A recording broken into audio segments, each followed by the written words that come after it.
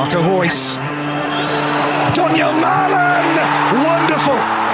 Fantastic from Royce. Jude Bellingham, that's excellent. Jude Bellingham, this is absolutely brilliant. Jude Bellingham! Absolutely magnificent. Reina, brilliant from the American. Just like that. Graceful, salute turn for Anthony Modeste. Wolf, not a bad idea. And there it is, Moukoko for Borussia Dortmund. The long wait is over. Unbridled joy in the Via Derby.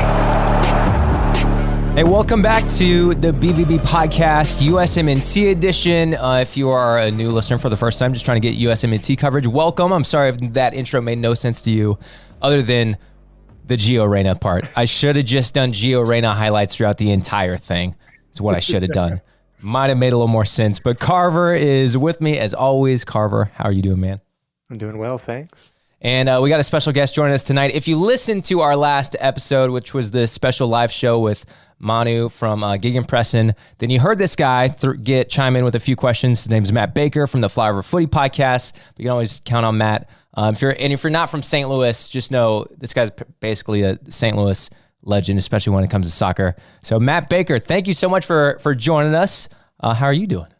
I'm doing great. I definitely don't deserve that intro, but I'm always happy to talk St. Louis soccer, and definitely right now very happy to talk USMNT. Yeah, so we're all from St. Louis. So if we get a little hyped, especially with the starting lineup, just throwing it out there. We're all St. Louis boys, so this was pretty exciting. Going into this first World Cup game and seeing the lineup. But before we get into all that, I kind of mentioned this is a USMNT episode we'd mentioned before. So if you're here wanting some Dortmund news, there is none except the drama that is Gio Reyna. So we'll talk about that a little bit, but that's all the Dortmund you're getting. This is a USMNT show.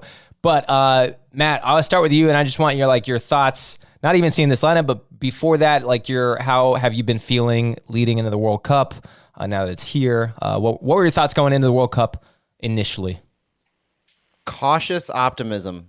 I was excited with the lineup, with the roster that we sent to the World Cup. Obviously, the two St. Louis guys making the squad was a bit of a shocker, except for the fact that we really had no center back depth. The striker remained an unknown position going into it. The two positions that we talk about for months and months and months, and we came into it with kind of the old guard. So the experience that Tim Ream brought, the talent that we know our core can bring, and just seeing them in the World Cup for the first time, cautious optimism, absolutely. Yeah. Carver, I know we mentioned the lineup when it was released. We were able to announce it as it came out, throwing the delay of a podcast, but we recorded it as it came out. So from that moment, because I know obviously we were bummed with the last international window, and we talked about that before, but leading into this World Cup, a couple days beforehand, what were your thoughts going into it, Carver? Pure excitement, that's for sure. I mean, we've been waiting 4+ years now after not making the 2018 World Cup and watching this rebuild and seeing what these kids that we've been watching them play across Europe, across the world for years now, and see what they could actually do. And like Matt said, with Tim getting into the starting lineup, that was a huge surprise to me, but also a welcome one.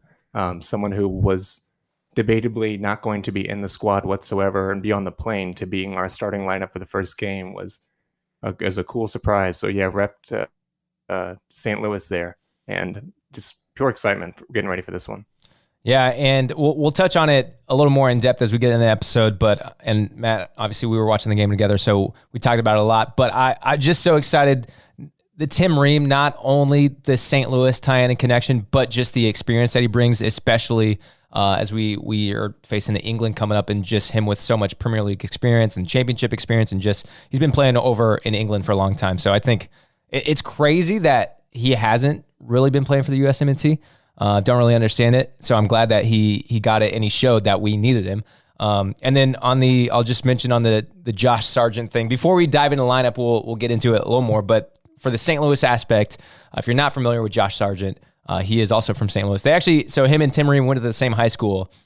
I'm pretty sure Tim Ream's 15 or 13 years older than Josh, not at the same time, but they come from the same high school. Both went to the big academy, St. Louis Scott Gallagher, here in St. Louis. So we got some good soccer talent coming out of St. Louis. But the Josh Sargent thing too. Norwich City did such a great job with this, with releasing a Josh Sargent documentary like the day before the World Cup. And of course, I watched it before game one and got so excited. So that I watched that. I was like, oh, he better get the start. Just obviously, a documentary is going to get me hyped, and that's the point of this documentary. But I'm like, Josh Sargent scoring a brace tomorrow. That didn't happen, but just to see him in the lineup, especially after watching the documentary, was just awesome. So good. Well, the thing that struck me, not just with those two making the roster, which in and of itself was a surprise, but the starting lineup, the way it shook out. I think the thing to keep in mind, if you don't know Greg Berhalter, or if you're not familiar with what his tendencies are, more so than anything, I think that he goes with the guys who are in form.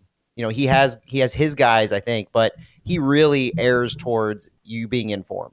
So I think that's why we saw a lot of strikers like Jesus Ferreira in the lead up to the World Cup, because he was in form in MLS.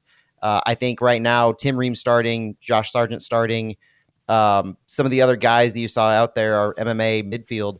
They're all in form, very much so. And so you've got some obvious ones like Pulisic, but if you're wondering why did he choose Ream or why did he choose Sargent, there are tactical things you could talk through, but being in form to me is Berhalter's bread and butter. And those guys brought it, and that is why they made the roster, and no doubt why they made the starting lineup. And I'll just jump in and say, watching that documentary, I don't watch Norwich City games every weekend. Obviously, I'm backing Josh Sargent, and the St. Louis aspect makes me way more hyped for him. But the thing about that documentary, it led up. It was basically ended in real time. The documentary ends with him getting the call and seeing the announcement. But it's literally the week before, or the Norwich's last game before the World Cup. So they've been filming this for a while, but saved it, have been editing as they go, so that they can release it or get as much film in as they can before the release.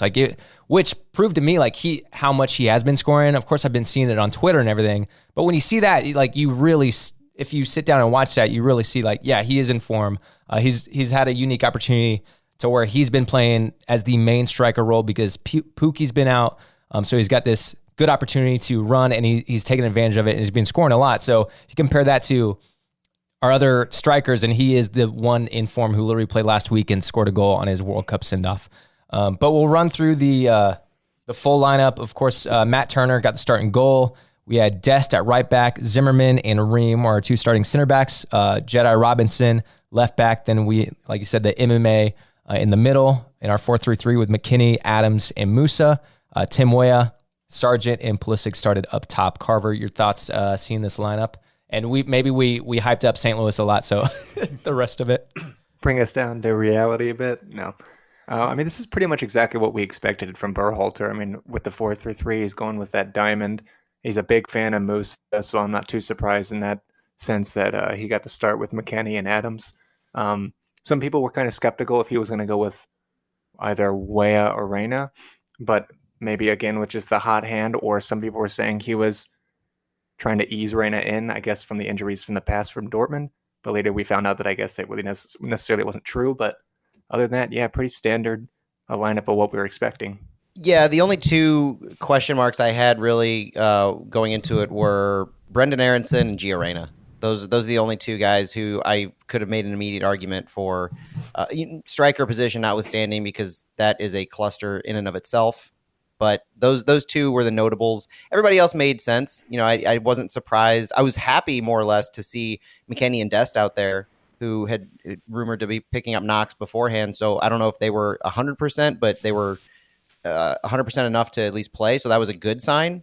Tim Ream was another surprise at center back. Sargent, the surprise we talked about at striker, just because they hadn't really had time in the national team lineup for a year plus. Pulisic, obvious on the left side. I really liked Timothy Weah on the right because it gave that verticality, that speed. And when you're going up against that Wales team who plays with that low block, I think it's important to have that kind of attack-minded ability to not just stretch the field, but also, like we saw, carve it up the middle. So I was excited to see that lineup with those just couple quick Aronson and Reyna kind of. I wonder when they're going to see action. Yeah, I'm guessing that's the consensus. I mean, that's definitely how I feel as far as Reyna and Aronson. Like, though, it's probably the consensus with everyone, and I've said it for as long as we've been doing the podcast. I'm a big Aronson fan and a Gio Reyna fan, obviously, for obvious reasons. So those are the ones I would like to see in the lineup, but I have no complaints with what I saw. Obviously, really excited for Tim Ream and Sargent, and not just the St. Louis aspect, but like the form aspect and just how much I believe in those players. Again, not the St. Louis aspect, but like I also like Musa when he's in the middle, and so I could see Reyna or Aronson both slotting into those central three positions or up top. That's the cool thing about them. Like there's versatile players where you get a lot out of them in a couple different positions, but then at the same time, like I really like Weah in there too. So I don't know who I would have dropped to put one of those guys in. I don't know if there's anybody. I don't know if there's a right call or not. We'll get into the subbing a little bit later, where that's where I feel like we should have seen. We did see Aronson, but Gio, not so much. So, I mean, first half, we'll just get right into it. First half, obviously, it looked good. We had a lot of possession. We created some chances. I think at halftime, people were feeling really good. Obviously, we got that goal, which was fantastic. It was great team buildup. It's exactly what you want us to do, and it's the stuff we're capable of. But realistically, like we still had like 3 shots. And I don't remember if they were all on goal, but we had 3 shots. So although it felt good, we didn't create too much. We did see a chance from Sargent that I think was just wide. Maybe it hit the bar, I don't remember, but which was pretty early on. But I still think you can look at that half and statistically, like you could watch it and be excited. But then when you actually look at the stats, and maybe, I don't know, that doesn't read everything, especially in a soccer game. But really, it's like we didn't do as much as we probably should have still in that first half with how much control we had. Yeah, I think the opportunities were there. I don't think the finishing was, and I wonder how well that front line of Pulisic, Sargent, and Weah really gelled, because at a lot of the times it seemed like Sargent he had a good opportunity early in the match, real good opportunity, but that was kind of it. He didn't necessarily disappear. He just kind of seemed to be enveloped with the wingers. And so obviously the offense ran through Pulisic, but Weah seemed to be that clear option. And so Sargent, to me, almost looked like he was dropping back a little bit into that false 9, Jesus Ferreira type position that he specializes in. And then I don't really see that as Sargent's specialty. So it was, and that might have played into just the lack of familiarity with those 3 playing together. I thought that we moved the ball very well in the first half. I think the amount of time that we spent with the ball in midfield and in the attacking third was fantastic. And to me, coming from St. Louis, I see this all the time where we're controlling the tempo and we're getting the ball into that attacking third, but we just can't put the ball in net. And that seemed to me where it was. And it's concerning for the sheer fact that striker position has been the biggest unknown. And I thought Sargent did well early, but I definitely thought he faded a little bit. And I wanted to see a little bit more. I wanted to see the ball play through him a little bit more than it did. Yeah, we did control the game very well and kept Wales really quiet as well. I mean, I don't remember them really looking threatening whatsoever in the first half, much at all. And we did it all in a very calming manner as well. I think a lot of people were surprised at how well and how calm we were, or well, we were playing and how calm we looked. Yeah, I looked at the average positions and saw Sargent did drop a little bit deeper than what we're usually seeing him do, making those runs and sometimes even out wide. But yeah, like Matt was saying, he didn't disappear. I think a lot of his work was just off the ball and kind of helping progress the play and keep attention on him, so other players like Pulisic and Weah, can make those runs. Which, I mean, we did see with him dropping back a little bit. That's kind of what helped create the goal. It was a goal in transition, and it was just a thing of beauty, and everyone lost their mind. And I'm glad. I don't know, something about Tim Weah too. Like, I think there's a little mystery in Tim Weah. Although I have been a fan of what I've seen in qualifying. There's still a bit of mystery, and that's just because I don't watch him week after week, so I don't always know what we're gonna get. But I mean, everything about that play, like the little drop back from Sargent, and then the pass through from Pulisic was fantastic. I don't think we we also saw him later in the game, like just do a horrendous miss pass too. But like that's classic Pulisic right there. That's classic Pulisic. We didn't see it enough in this game. And on him, so like this game was pretty physical, and I don't think we got those 2 early yellows, which was definitely scary. Like in the 11th minute, Dest got a yellow, which you don't want to see your right back getting a yellow that early in the game. And then Weston McKennie too, in the 13th minute. And then I'm not trying to be like, oh, we were gypped and like they didn't call as many fouls, but it seemed to be slightly imbalanced a little bit. But then at the same time, what I think goes against us is one thing I don't like about Pulisic's game is he almost just will like not go down. I know he gets fouled a lot, and he was the most fouled player in this game, but I think it's how frustrated he gets. He'll get kicked or and just go down. Not saying it's necessarily a flop, and then he'll just stay down and just get frustrated and like slap the floor. And it's like, dude, get up and like just keep going. And I think that is a hindrance, and that plays into like the mentality of the ref too. It's like, well, this guy's just gonna go down and he's yelling at me and getting frustrated, which doesn't help us in that case. I don't know if you guys want to. Your thoughts on Pulisic throughout the game, and not just that specifically, but well, I think that what you just said about how he tends to be on the mat and kind of just banging and just being frustrated in that sense, that's the forward facing answer to why he's not our captain. And talent Exactly. Yeah. Talent almost aside, I think that's very emblematic of that entire process. But I do think that those early yellow cards really played a factor, especially in the second half. McKennie ended up going off with an injury, which is its own thing that we can talk about with the subs later on. But when you have those 2 players in particular, Dest and McKennie, getting yellow cards that early on, it's going to prevent their aggressiveness. So they're inherently not going to take as many chances as they normally would. And when in the second half, Wales made their adjustments and they started to control the ball a little bit more, and we needed that physicality to try to play them off the ball, it wasn't there from a lot of our midfield and from our right side. So that to me was a huge factor. I think that's exactly why Greg was starting McKennie in the role that he did, is to bring that physicality, to bring that athleticism to someone who can get on the end of set pieces. I mean, people are saying how important they are in international football, and McKennie obviously brings it in that sense, in that role. But yeah, having those 2 yellow cards early on was pretty concerning. And given now that Wales can maybe start to target them a little bit more, knowing that some of our players can be a little bit more hot-headed. So that was, it was a little concerning. On McKennie real quickly, and I don't know if jump in if you've seen any like injury updates on him. I haven't seen anything after the game. I kind of haven't dove into everything in depth or looked at any like post game that much. So maybe I shouldn't be hosting a podcast right now, but here we are.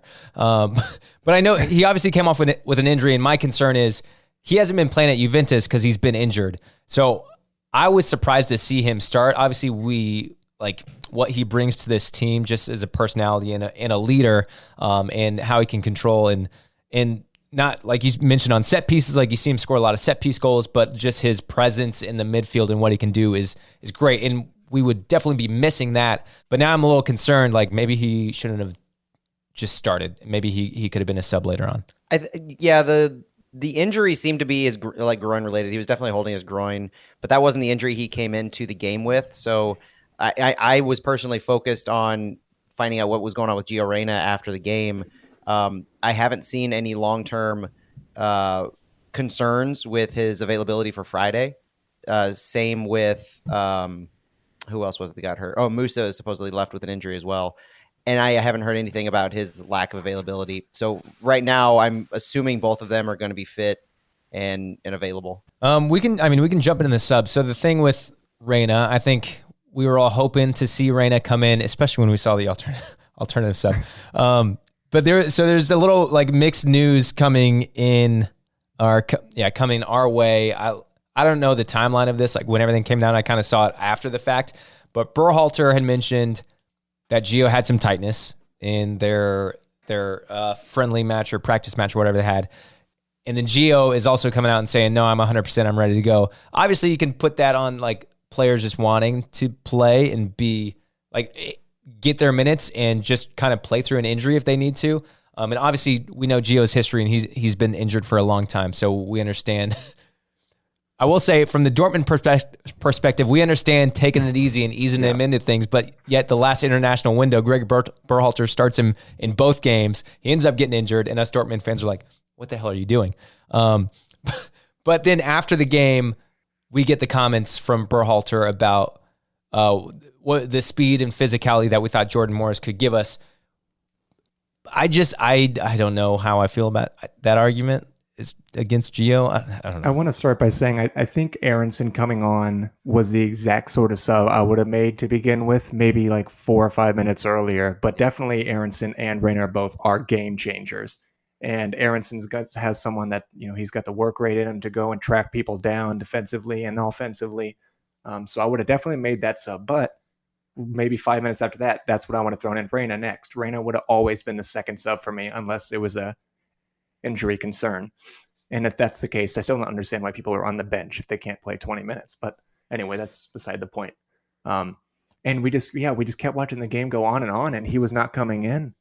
And I was getting more and more confused. And especially when Yedlin came on too. And that, going back to at the beginning, what Matt said about, Greg fancying the hot hand and people who are in form.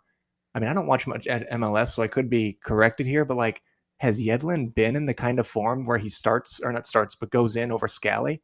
I mean, here you have someone who just beat Dortmund, Scally at Gladbach, and who's been a regular starter at a league that's much higher level than the MLS. So that really confused me as well. I mean, Scally's got the physicality. Obviously, he's got the work rate.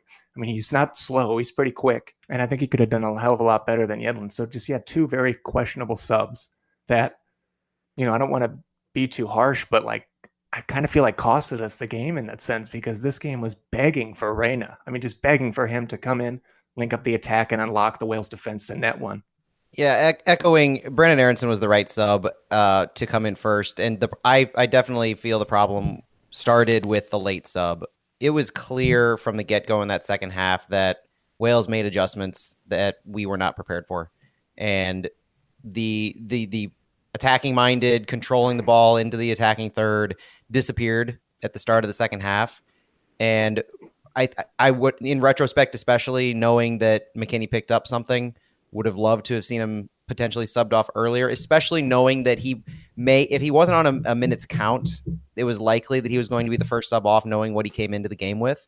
And so why prolong it, especially when the game frame has completely shifted and you need a spark out there. You need to change the narrative in that second half. You have to make a late second half adjustment because whatever you did at halftime didn't work. And I think a few minutes earlier may have made all the difference in the world, and we probably wouldn't even be talking about McKennie as an injury concern now. What does Greg do at halftime? I'm still confused about that. Like, he went in there and just didn't expect Wales to shift anything up after witnessing that first half. It was really, I mean, that's schoolboy stuff. I'm no master class A licensed coach myself, but like, obviously you got to go in there and be like, well, something's going to change. We're not going to be playing that same type of football this next half. Let's go out and lock down a win. But just very on a whim of like, you know what, guys, let's just go for it. It was bizarre, to say the least. And I mean, like, very early on, like we saw the tides turning of that game. And so the fact we made a fairly early sub at 66 minutes, but that was McKennie because he was struggling and injured. So it's like, it's not early enough though. No, and with the way the game was going. Exactly. Like tactically wise, like that wasn't a tactical change. That was an injury change. Which is even more frustrating, honestly. Oh yeah. Because a lot of times, like, I guess a tactical change is like at the 60th minute, typically. You'll see stuff because like, oh, shoot, they made some changes in the second half. Now we need to counter those changes and get this game back under control, which we didn't see at all because the next sub wasn't until at 74th is when we saw Yedlin come in, Costa, and then Haji Wright went up top. I want to talk about the MLS crutch or criticism a little bit because you hear the back and forth. It's like maybe we don't give MLS guys enough credit, but in this game, and I've heard the argument like, okay, if Jordan Morris was still playing for Swansea, would we have been as mad to see him come in at this game? Because in the Swansea isn't in the Champions League, and he's not Gio right now. But so I guess seeing those guys come into the game, do you think they did enough? I mean, you argued about Yedlin at right back versus Scally. I think the only argument there is throwing Yedlin on is he's the only player on this team that has World Cup experience. So maybe like he's not playing at as high of a level as Joe Scally was, or maybe played a great game like Joe Scally did last week. But he does have that World Cup experience, and he does have a lot of European experience. So that's the only one where I'm like, okay, yeah, that makes sense. But Matt, and I'm sure this happened everywhere, but where Matt and I were watching the game at the like St. Louis City SC watch party, we're all expecting like, okay, Gio Reyna's coming on. And the announcer's like, well, Jordan Morris is coming on. And we're just like, it was just this collective like, what? What is happening? But I entirely forgot that there were children in the room when I reacted to that. That was the most absurd possible call, with no information that would lead us to believe there's anything wrong with Gio going into this game. And I didn't have a problem with any of the other subs, honestly. Like, I thought that the 3 subs we made, bringing in Acosta, Haji, and Yedlin, I was fine with that. Like, Des needed to go because he was on a yellow and he was a liability at that point to me, the way we needed to be playing. Kellen Acosta he's a good, steady midfielder. You know, he did what he needed to do out there. I think he saved a goal at one point. I remember being extremely happy with. He definitely did save a goal. He took the yellow to stop Bale from that open goal. Yeah. Yes, very smart, very aware move, and so I was very happy with his performance. Yedlin didn't stand out in a negative sense, so that's a win right there. Those subs to me were mainly, it wasn't a park the bus situation, but it was definitely skewed towards protecting the lead as opposed to extending the lead at that point, which 75 minutes or so, you could go either way on that. But that final sub was after the game was tied, and we're all expecting Gio to come in because we need more attacking mind. We need somebody to be the difference maker to come in. And I don't think it's a stretch of the imagination that every single person in America watching that lost their damn mind when it was Jordan Morris's number that got called. Not to harp on it, but I did not. This is coming from someone who genuinely loved Yedlin for the majority of his career, but I just did not see any sort of positives from his game. I mean, like, any cross he whipped in was not accurate. He brought on speed. I'll give him that.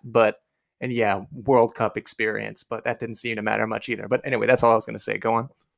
Another thing we were missing for a decent amount were good crosses. I think it was the first half I was very underwhelmed with the crosses that Pulisic was getting. That was the first point. It was, I think, the second cross that was more or less like just on the floor, where I was like, why is Gio not in the game? That was the first thing that first time that I started like desperately wanting him in the match. And again, I'm not here to just like talk shit on players, but I think what you saw, and maybe the lacking of European experience. Yeah, Jordan Morris went to Swansea for a little bit and he got injured, and then he didn't get that European experience because it was cut short.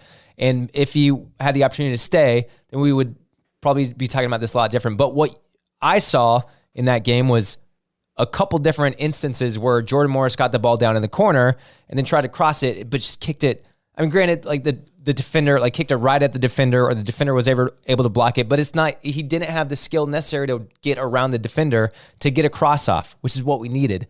But whether Gio goes in there and is playing out wide, or he can play through the middle and carry the ball through the middle, I just think like he has that experience and the skills to do that, to whip the ball in or to work it through the middle, which I thought you kind of saw that was lacking with Jordan Morris on the couple occasions where he had the ball in the corner. Yeah, for bringing on Haji Wright to whip in crosses, I mean, I don't really understand. We weren't setting him up to succeed whatsoever. We were putting in people who could not cross. The other thing to me is that it's a lot of perception based, right? Like, so thinking about how we responded as fans and what our expectations were, if we knew that Gio had something going on and he was specifically being held out. Now, granted, you wouldn't as a coach say this ahead of time for gamesmanship purposes, but knowing what we know now, having Jordan Morris in there, it doesn't hurt my soul as bad as it did in the moment, because as opposed to being our third choice on the winger, which he should be our third choice out there,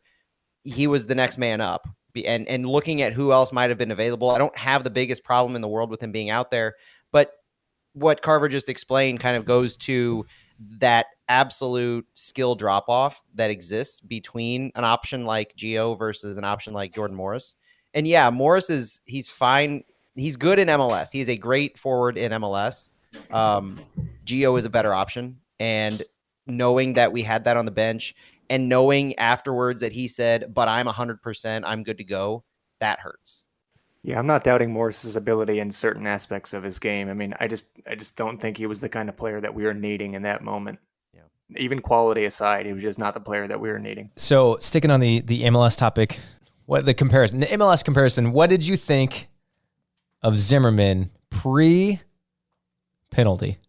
Because I don't think Zimmerman had a terrible game. Obviously, the penalty was horrendous. And also, when we were all watching it together, it was like we're all like, oh, no way, that's got to go to VAR. That's not a penalty. And then we all see the replay, and it was again like, oh no, God, it was horrible. And that was murder. You could also argue in that moment that Gareth Bale in like the 86th minute, where he's been running the whole game, and he does not have a lot of like minutes lately. Like, is he that much of a threat back to goal? I think in the moment, yeah, Gareth Bale probably could have turned around and scored. Like, you'd never want to take the chance. Going to the floor wasn't the best opportunity, but I guess that penalty aside, I mean, your thoughts on, we can praise Tim Ream. This can turn into a let's praise Tim Ream for the rest of the podcast if you want to. But I guess Zimmerman, I'll just say, I think he held his own for a lot of this game, and it wasn't too terrible until the penalty. Pre-penalty, I was pretty happy with Zimmerman's performance. I thought he was making a good tandem with Ream. He was completing all of his passes. He was putting us in a position to play the ball through to Tyler Adams. I thought he was doing just a fine job, and he came in with that as my expectation. Walker was the one center back, I think, at that point that we could rely on to get the job done, especially given our injuries and depth at that position. So he was the known, and up until the 80-something minute, he was doing a fine job. You could go back a few months and everyone online was saying Zimmerman had a lockdown starting spot. So I don't know what everyone now is suddenly just turning on him and acting like he shouldn't have ever played to begin with. Because, yeah, I thought he did a pretty fine job too. And I mean, this is random. This has not much to do with him, but I thought it was funny. I had one friend a few minutes after the penalty start shit talking Tim Ream. And it's like, this is why he shouldn't have been on the team. And I was like, that was Zimmerman. And he was like, oh, it's like wrong man bun. Wrong man bun. Yeah. Besides that moment, I'm fine with Team Man Bun, I think, and I do, because he did have a good game. Like, I feel terrible for him too. Obviously he made a mistake, but hopefully he can move. I still think he deserves a start in the next game, and this is where we'll transition. Unless I think we gave Tyler Adams the Jude Bellingham effect, where he just was so solid that like we didn't actually talk about him enough. But I'll give some credit to Tyler Adams. I thought he was fantastic in this game. Yeah, he was really saving our asses the last few minutes. Yeah, I don't think you can say enough about him, but at the same time, you don't need to say a lot about him. And that's just the type of player Tyler Adams is. He is the steadiest player on the roster. He's captain for a reason. He's the guy who our possession-based offense runs through. I think everything that he was tasked with doing in this match, he did. And he prevented a lot of opportunities from Wales as well. He did that end-to-end, Tyler Adams, and he did exactly what we would expect him to do, which is a high standard because he's such a good player. Yeah. Also, speaking of good players, and this will transition us into England, but Tim Ream, again, I was excited to see him in the lineup, and I think he proved it. Like, he proved his experience. Like, he held it down in the back, and I think he did fantastic. And Matt, I know we talked about this in person. I alluded to it earlier, but I'm concerned. I didn't expect him to start this game because I want him to start against England. And I was thinking, just like, you look at that England team, with the exception of Jude Bellingham, it is a fully Premier League team, which is why I think Tim Ream coming into this as a Premier League player who plays against these guys literally every weekend. Like, we want that kind of experience. Like, he knows how to handle it, especially if we're going to be like sitting back more, which you could argue. Like, I know Fulham, they have a great striker in Mitrovic, and they still go at teams, but he's still experienced in that, like, taking the pressure from all these Premier League level guys. Like, he's going up against Harry Kane, who's their captain and striker, and all these other attackers like Raheem Sterling and Saka, not Saka. Yeah. Yeah, no, Is it Saka? Saka. I should have just asked Matt right up top. Sorry. Sorry to offend you, Matt, the Arsenal fan over there. But like, this is what he plays in, week out. And so my concern is, since he played 90 minutes in this game against Wales, I'm concerned that maybe he won't get the start against England, where I feel like we really need him. So, I mean, your guys' thoughts on Ream in this game and going forward against England? I echo that. I want to see him start. I want to see him play all 90 minutes. The fitness is the big question mark. To me, if he's fit, then he plays. Nothing we saw on Monday really told us that there should be a question mark around that. If anything, that one play aside or not, I thought Ream was definitely the better center back. He took away chances. He was a better ball distributor.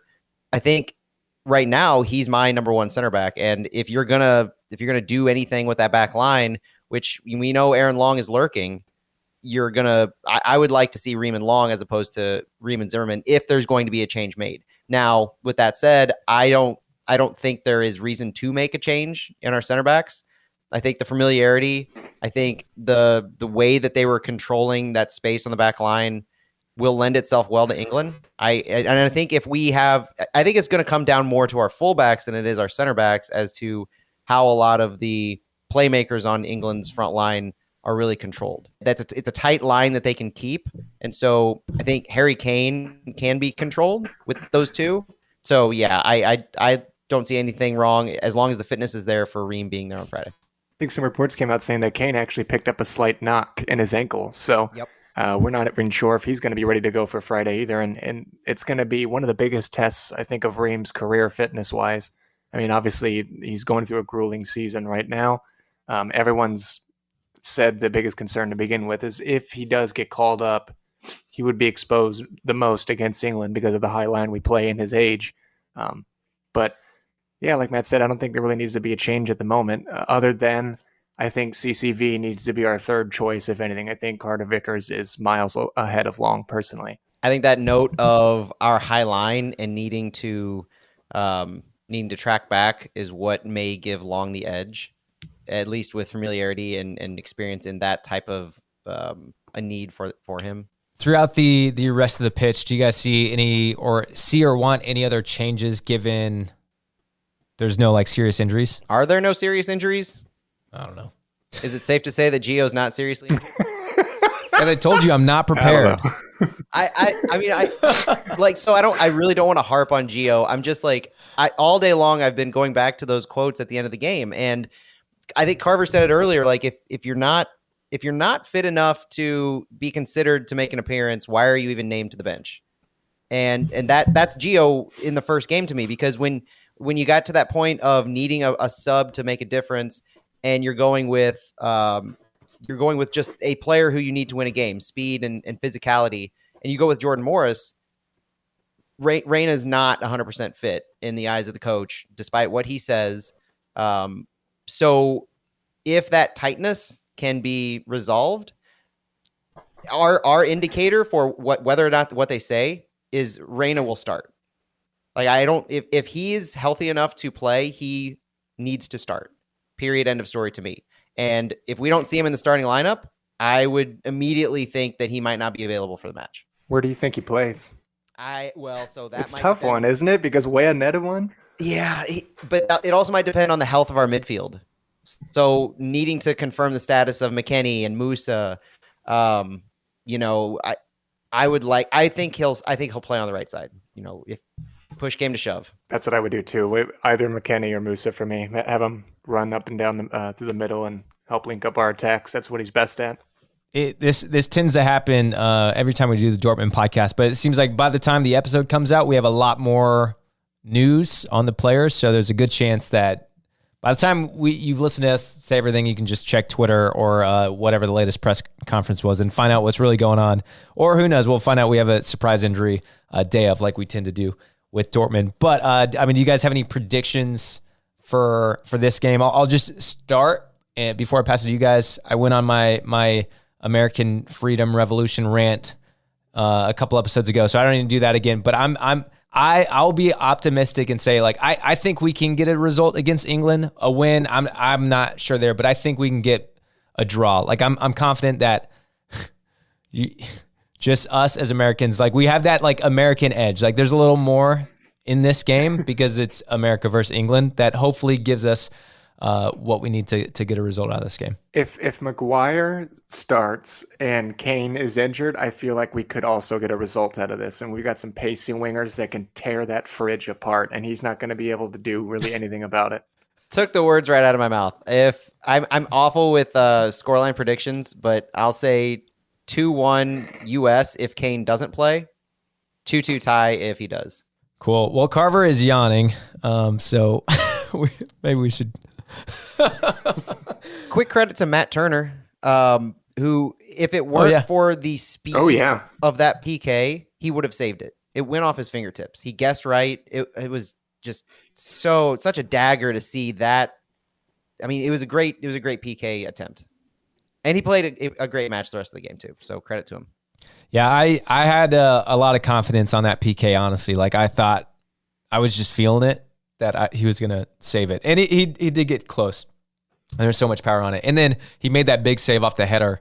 I don't remember if that was before or after, but yeah, he had a great game. So no problems with him being our number one. But yeah, so Black Friday, U.S. versus England Revolution Part 2, Part 3. Wow, how many revolutions have we had at this point? But seems like a big one right now. So especially on Black Friday, it's going to be exciting. Oh yeah, good day to watch a soccer game. Kickoff is at 2:00 Eastern time, 1 Central. Carver, what's your plans for the game? I will be at the Dam. Amsterdam Tavern. If you're in St. Louis, you already know what the Amsterdam Tavern is. Matt, are you Ultra again? I'll be Ultra. I've got some family members coming with me. Going to bring my oldest daughter, her first trip to the stadium, and she's excited to watch the national team play. If you're not in St. Louis, Ultra is at our new soccer stadium, City Park, for our new MLS club. It's the Ultra Lounge, and it's just this really cool room kind of above the stadium. It's all glass. It was Matt and I were both there for the last game. It's a really cool experience. So also, Matt, you got to plug your socials for everybody in St. Louis knows Matt, especially if they're soccer fans. But for those of you who might not be in St. Louis, Matt, you give a little plug for yourself. At Matt Baker STL, MattBaker STL, pretty much everywhere. Instagram, Twitter, Facebook. If you like my personal family information, I don't know. If you follow me on Twitter, you're pretty much going to get soccer takes and just some bad STL takes. I have credit to Luch Fenesteel, our sporting director. He has gotten me more to tweet about the German side of the game because I will admit to being a Premier League watcher on Saturday mornings, and I have definitely gotten more into the Bundesliga since we've had that connection there. So, and of course, the national team connections just across the board. There you go. It's official. You can follow Matt Baker for Bundesliga content here on out, which is a good follow. If you're going to be tweeting Bundesliga, it's a real good follow. Awesome. Well, hey, we will talk with you. I think we're going to be back with another episode after USA versus England, depending on how that goes and the holidays go. I don't know. We could just be really sad about it too. We'll see. But we'll probably be back. Matt, thanks again for joining us. It's always great hanging out. I mean, Matt and I have done another podcast called Flyover Footy Podcast, which was also part of that Geek and Preston live show we did. So, Matt, it's always fun talking soccer with Matt. Follow him on Twitter. He's a good follow, like I said. And yeah, we'll be back next week. We appreciate it, guys. See ya.